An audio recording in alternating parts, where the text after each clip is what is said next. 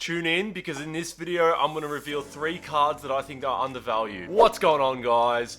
Matt here, back again with another video. My most popular video series is back, and in today's edition I'm going to focus on cards that are under $10 and also have a playoff focus in mind. You guys have been messaging me constantly over Instagram just asking what cards you should buy if you don't have much cash. You guys don't have the opportunity like I did last year when Jason Tatum Prism rookies were $10 and Ja Morant Prisms were $30. Keeping this in mind though, the selections I'm giving out today will have a slightly higher risk because they're not the typical blue chip investments. But the good thing is if they don't work out, loss will be minimal. But if they do work out, you have a chance at great ROI. I've also chosen 3 cards that I think you can flip around playoff time, or you can hold long term depending on what you want to do with it. For the first time in today's video, I'm going to be explaining my exit strategy. I'm doing this just because I'm a short and medium term investor mainly, and I think I have to highlight when I'm selling off my cards. So let's get into it. The first card that we're going to be speaking about today is Pascal Siakam's Optic rookie card. Pascal Siakam is the perfect player to highlight how good the front office of the Toronto Raptors is. He went from being drafted late in the first round to the D-League Finals MVP,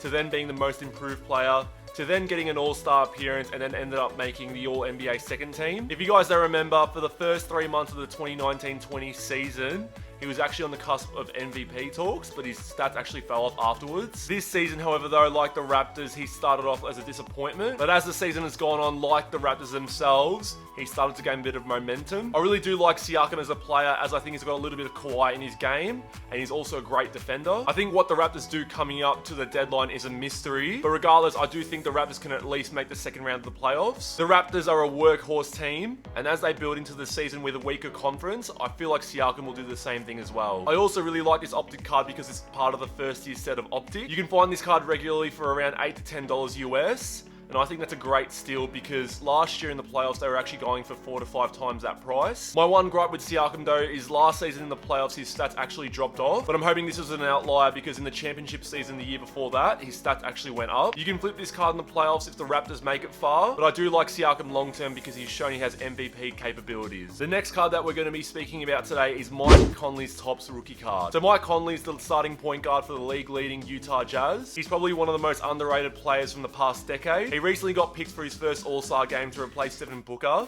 and the general public got a little bit mad about this. Personally, I'm a massive fan of Shai Gilgeous-Alexander, but he's got future All-Star games to eventually make, and I think Mike Conley deserved this spot. One of the reasons I also like Mike Conley is I do feel like the Utah Jazz will go deep into the playoffs, and they can't solely rely on Donovan Mitchell. It's the main reason veterans like Conley and Bogdanovic were brought into the team, and it's to help spread the load. Another reason I like Mike Conley is typically during the playoffs, his stats seem to take a jump. In the 2018-19 playoffs, his points per game jumped from 21 points to 25 points, whilst last year in the 2019-20 season, they actually jumped from 14 points per game to 20 points a game. This play for me is similar to when I invested in Jamal Murray last season and made a bit of money. Jimmy Butler was another one last season who wasn't spoken about much and had a great playoff run which caused his cards to go nuts. It's really because players that can perform on the big stage in the playoffs will command a price rise themselves. His Topps rookie is from the same iconic set that also features Kevin Durant's Topps rookie, and it currently goes for $2 to $3 US. I wouldn't be holding his card long term because I don't see Conley making the Hall of Fame, but I do see a good short-term opportunity with minimal outlay presented here. The last card that we're going to be speaking about today is Robert Williams III Prism rookie card. Now the Time Lord is pretty much the 6th man off the bench for the Celtics. His teammate Jaylen Brown was noted saying that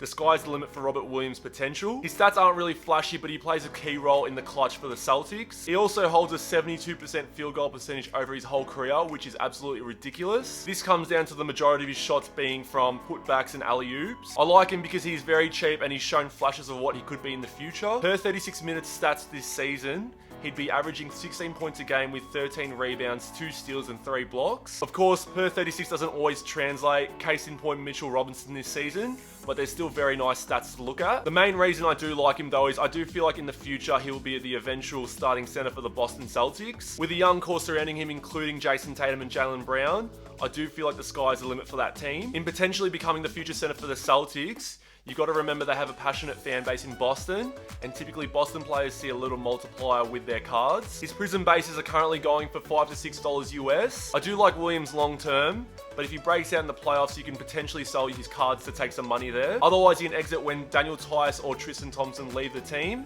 and Williams becomes the starting center. That's it for today's video, guys. Let me know down below what you guys thought of my budget picks. Also, let me know down below if there are any players under $10 that you guys really like. As always, I'm appreciative of all the support that you guys have been giving me.